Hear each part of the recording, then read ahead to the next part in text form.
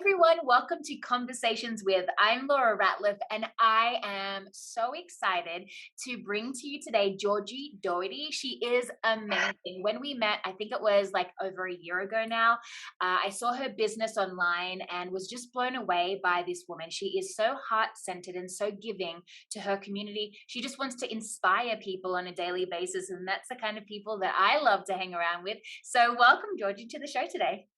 Hi. Oh, thanks, Laura, and thank you. I remember that really, really beautifully a year ago when I got that message. So yes, Oh, thank you're you. so lovely. So, Georgie, you blow Mm. me away because you're a business person and now you've decided to go into the pageant because you have a mission, which we'll talk about in a little bit. But tell us a little bit about your backstory, like your background and how you became Georgie, who you are today. I live in obviously I live in Australia, but I'm originally born and bred, as an Australian once said to me, from South Africa. So I grew up there, and then at the age of 19 decided to take a year break from university studying sports science, to go to England, and I did not go back. And so I spent the next 15 years traveling and rebelling and just, I don't know, just going on it. And that was my journey, my path. So because you're very like me, like I left Australia and then went to Canada and was supposed to be there for 3 months and was there for 3 years. But I always had a burning desire within me, like a little voice that spoke to me. And I'll share that in a little bit. But did you have like something that was driving you to be traveling and experiencing the world? Was it a voice inside your head or something that you wanted to achieve or a feeling or an emotion? I love that question. So prior to that, there was no desire. And then once I got finished school and then was in my year of uni, just something, it was like a download, that said, right, it's time for you to go. And I was born with a British passport. So being South African, that's like the best gift ever. So I just got my British passport and I got on a plane, and yeah, so it was just inside of me, this something hit me, and and my mum was very supportive and amazing, and is one of my biggest fans still to this day. So I love that so mm. much. So it was like a voice inside your head that gave you the idea. And instead of stopping and negatively talking about like and telling yourself, no, you shouldn't do this, you decided to dive in and figure it out. And amazing that your parents could support you. That's so amazing. So tell us the next step. What happened after your travels? Well, I kind of settled in London, and that was my life. I had a British accent. I was no longer a South African, and I had my first child there, Olive, who is now 8, and I actually owned a swim school. So after sort of traveling and partying and having which is, get to my platform, having a really mostly hate relationship with myself and my body for so long. And then as I moved through, when I got 27, once again got another download, and I decided to buy a swim school and start a swim school. And it came from because I was a swimmer. I was a competitive swimmer, and so it just made sense. And so that's when my business mindset set in, and I now was a business owner and pregnant and then about to have a baby. So I did it all in one go. And so that was sort of how the journey became as an entrepreneur and becoming a mum pretty much all at the same time. And yeah, so, and same thing, was there for about another 15 years in total. And when Olive was about, I don't know, 16 months, I got another download, to move to Australia. Wow. And same thing, it was plan A, there was no plan B, plan Australia, and it took 2 years to get here and to get permanent residency, and yep, haven't looked back. That is amazing. I love how intuitive you are and how you actually listen to your thoughts and your emotions and you act upon them. I think in this world that we live in, listening to TV and media and the negativity and even our friends and family around us sometimes can be very caring, but they will stop us or recommend something that's not for our benefit because they're worried about us. But you just dive in and figure it out, and you're very successful in your business and your personal life. Of course, you've got a beautiful family. So walk us through what it was like as a mother, starting your own business in not even in your own country. Like, that's kind of when I came into my own. I didn't realize I was naturally good at this, because prior to that, I obviously worked in offices, was in accounts, and as a fitness instructor in some points of the time as well, and in the bank. And I was kind of labeled more as like lazy and didn't do my work, and I was more of a I was too busy socializing. So I was never at my desk. I was too busy being a social butterfly and interacting with everyone, and my personality was what got me the job. And it wasn't until I started my own business where I came into my own, and I just was just fish in water. I just knew what to do. And within that first year, I was very successful with my business. However, I grew too quickly without me growing into it. And then of course became a mum for the first time exactly a year later. And I didn't do very well. It was the struggle, the challenge of the transition, I didn't allow that space. So I was still in the mindset of a business owner, and I didn't know how to be a mum. And it was traumatic. Those first year was very traumatic experience for me. And I had to leave the swim school business. The entire thing was very traumatic. And it didn't take me long to get back in. And that's actually where I found something so deep inside of me that I didn't know existed. And because of how it ended and it being quite traumatic and having that space now, that's kind of where I stepped into the more spiritual part of me, which I knew was there, but didn't know how to access it. And instead of taking a year off, which is what I said, I started doing charity work. So I started working in charity shops and doing charity events and being mum, and sort of diving into this with a very challenging little Olive at the time. And and that's when I started my yoga teaching practice as well. So I did my training. And so that's kind of where my journey of healing and self and my spiritual part of me came through. So what ended up being really dark and a breakdown ended up being the best thing that ever happened to me. And that's kind of where that journey began. Let's talk about that, Georgie. That is powerful. When we have a dark moment or a down moment in our life, usually people stop, give up. It's the end of the world for us, you know what I mean? But instead, you saw the lessons in that. And I believe in our life, we have those down moments or those moments that may look like failure so that we can learn and then adjust moving forward. That is brilliant. Number one. Number two, what I want to share with you is we as humans live in a mind, in a body, and a soul. And all the three things interact with each other. And at the beginning of my business, I was 26.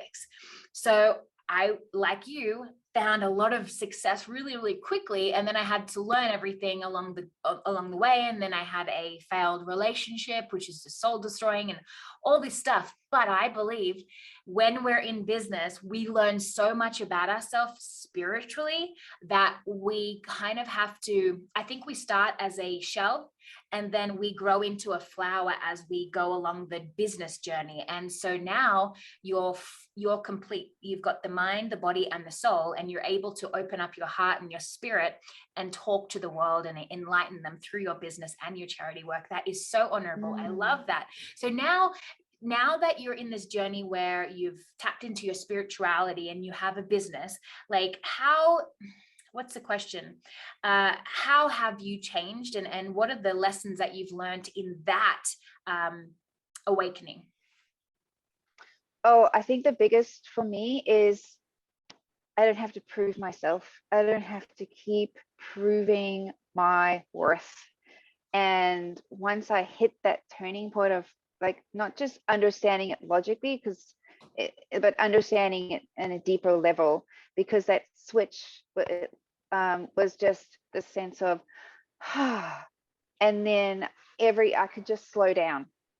And so instead of running a business where I'm just go, go, go, go, go, because that's what it was. And then by the end of the day, I'd be drinking a bottle of wine just to chill, because I never allowed myself the space. And then you have children as well. And so I was not the best person, frustrated and irritated, and I just didn't have the energy. And so from that into this, I give myself more space and time to relax than I do work. So I switched it around. And from that, I have the space for the challenges and the triggers. So these last 2 years have been the most triggering for everyone. But yeah, it's been so triggering within myself. And my response to it has been my most successful 2 years. So instead of worrying and then working more and suppressing it and numbing it, I chose, and it is a choice, I chose to sit with it and continue that with that, and allow myself to feel the pain that I was going through. And on the other side of that, I was like, oh, it does pass. It is painful, it is dark, and it is so uncomfortable, but it passes, and then it's released. And so it is a beautiful experience. And so that for me, that's what I've taken from that and put it into this. And so I experience more downtime, me time, and working through my triggers so I can be the best possible person for myself, my partner, my kids, and any beautiful person that I get to interact with my work as well. That is amazing. So just for the people who are watching this on the replay, it is 2021. So we've just gone through COVID, and yeah, that's what we were referring to with the dark moments. But isn't that amazing that you were able to have faith, let go, and be okay with not being okay sometimes. I think we struggle so much when we're not okay, and we think that we have to be at our best at all times and keep, keep on pushing and pushing. But it's those moments that we have to breathe, relax, meditate, pray, whatever it is, whatever the words are for you, and just know that everything is okay, and it is okay if you're not feeling the best as well, and just to kind of let that go. I love that. And so now, and cry. And cry. It's okay to cry. Yeah, if you're having. My kids have seen me. I cried more times in the last 2 years than I cried in my entire life. Like, I need to get it all out. They were amazing to get to witness that and how to respond to that. And instead of having to see me just put a brave face on and hold that space for them, and actually, Mama needs some space. Mama can't do this, and Mama needs to do this. And they were amazing. Like, so amazing. So I mean, she's 4. They're 4 and 8 now. So what? Yeah, 3 and 7. Like, they're incredible. So that's awesome. Yeah. Is it true what they say? I don't have children yet, but is it true what they say that you learn from your kids, like through your kids' experiences? Oh my goodness! I feel like it's a what they call, like, but it's a learning experience for all, because I believe that we're all teachers. That age is just a number. And we each learn from each other and each guide from each other. And that's how I am within this home. So it's not I'm older, therefore I say and you do by me. It's we are equal in that sense, and we learn from each other. That's beautiful. That's awesome. So, Georgie, you've gone through all that amazing experience. You've learned from your mistakes or your down moments or whatever it is that you want to call it. You're able to trust, have faith, and belief that everything will be okay. And we are here to be of service. And so you found service through your business, and now through your mission for the pageant. And so let's talk about that for a minute. What is it that you're here to do in this world through your business and through your philanthropy? To transform. I believe that every soul that I get to either work with, like coach, or just simply have a conversation, transformation happens. I fully believe that's what I'm here to do. which is so much more deeper, on a deeper level. Transformation for me is accepting both the dark and the light. And it's about how we can embrace both. And that's, for me, teaching people the flow of life. It's not about always being on all the time, and that's what we're searching for. It's about accepting both, and that's the flow. And when we can do that, we can transform, we can grow, and we can just communicate on such a more loving level, because from that place we come from a better understanding of curiosity for each soul and each person, rather than, yes, the superficial, what we see. So for me, it is about that inner transformation and just knowing that and holding that space for people. And if I can, have that conversation, bring that space to them and that truth, and that's, oh my goodness, that would be, that's my mission. And I am doing it in my home, and I do it wherever I go. And I'm very honest about my own triggers and what I go through. And I'm very honest about being okay in the darkness, because I want it to be normal. I want to normalize the darkness. And that's why I've chosen the Butterfly Foundation, because it is, supporting eating disorders and body image issues. And that's pretty much most people on this planet at some level has some form of body issues and, some form of disordered eating and eating disorders. And it takes up a lot of our time, energy, and space. And it changes our relationship with ourselves and people. So if we can understand the darkness and we can heal from that place, and we can all be supportive, oh my goodness, we could change a generation. And I fully 100% believe that. I might not be here in the physical form to see it happen, but I'm going to do the work here to do it in this lifetime. I love that so much. For myself, coming from a performing arts background and a dancing background growing up, there's so much pressure at a young age to have a certain body type, to be a certain weight. At 12 years old, I was handed a nutritionist number from my ballet teacher. And it was those moments that can just be with you for so long. And for me, it was holding on to my dance training, because it's very good in your body structure. However, there was a lot of soul destroying things that happened, and I hated my body for a very long time. And I still daily have to work on self-love. And so I'm sure you coach people on how to tap into self-love. So do you have some tips and tricks on that? It's coming from that same place of the, starting with the acknowledgement and the awareness of your thoughts and how you feel about yourself, and acceptance. So instead of trying to just, because we hear that a lot, like we just have to affirm it. We just have to affirm that I love myself. But underneath that layer, there's a part of us screaming, but I really don't. I'm really struggling. But that's the part that needs to be heard. So I feel like having that acknowledgement and awareness of that part, so that part can be heard, is a first step. And we can then use those affirmations daily to help with that. But that's the part a lot of people don't ignore, because it doesn't feel good.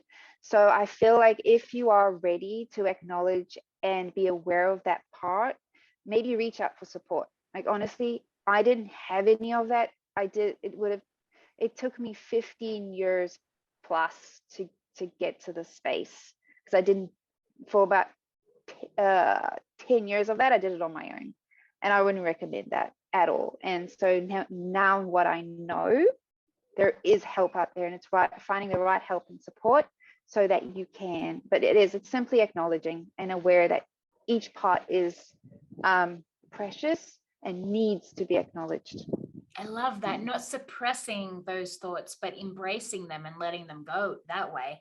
I love that so much. It kind of reminds me of, like, I've heard of coaches or life coaches before talk about, like, writing it down on a piece of paper and then burning it and then letting it go into the atmosphere. I just find that very poetic, or so powerful in so many ways. So that's awesome. Okay, you are amazing, Georgie. I have a few more questions before we end this today. My first question is, I love mindset and and I know that books are very powerful and podcasts are very powerful. So is there a book or a podcast that you've read or listened to recently that has given you aha moments or empowered you in any kind of way? Well, I have every single book that I own is one of those, but the one I'm currently reading is The Law of Attraction. And honestly, if you're ready for more, that is a great book to start with, because it accesses our energy, our spiritual side. And this is, knowing that was life changing for me. So I highly recommend The Law of Attraction. I love that so much. And so your non-for-profit charity, let's talk about that for a moment.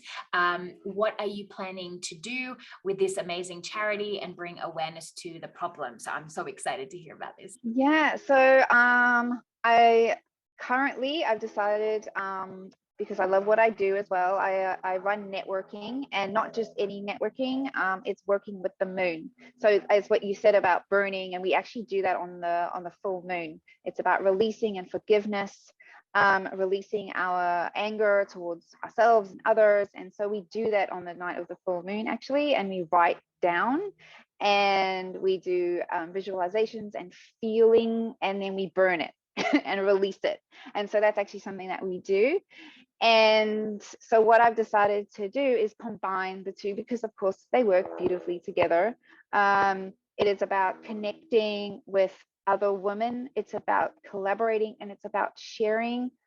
Oh my goodness, on such a more vulnerable and deeper level. I've created like a safe container for people to speak their truth and just feel what they need to feel.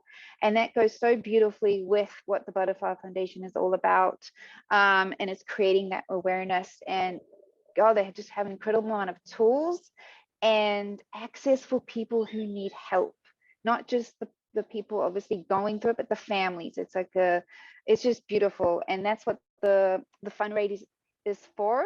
So through my networking, all proceeds will be going towards the Butterfly Foundation, to be able to support that and get the help that people need in remote areas as well, because eating disorders and body images do not discriminate at all. So that's what I'm decided to do, is bring my two passions and loves and purpose together and combine it. I can actually see the two just like whoosh. So I'm really excited about that. So that's what I'll be doing, and they're all online. So it works beautifully, and it's international as well. I've had people from America join, and England as well. So it'll create awareness in other areas of the world. So that's what I'm planning to do, at least for the next few months. And then hopefully the idea is to go out and create like in-person talks and workshops and fundraising events. So I have a lot of creativity in mind, and I'm really excited to see what 2022 brings in terms of being out rather than in. I love that so much. And so, Georgie, how do we get a hold of you? So Miss Australia International Finalist 2022, Georgie Doherty. And my website is my name and surname, georgiedoherty.com. And same with my Instagram, georgiedoherty.co. So you can find me on all those platforms. Hey, well, Georgie, it was an absolute honor. Those of you who would love to come to the pageant in February 2022, I do have the link below, so do click on that. It is in Sydney, Australia. And all dates will be below as well. So we have amazing women with different platforms and different initiatives that they stand there representing their cause, but also their country, which is just amazing. So do click the link below. And that's it from me today, guys. Thank you so much for tuning in. Please don't forget to subscribe and like. I really appreciate you guys, and I'll see you on the next Conversations With. Bye.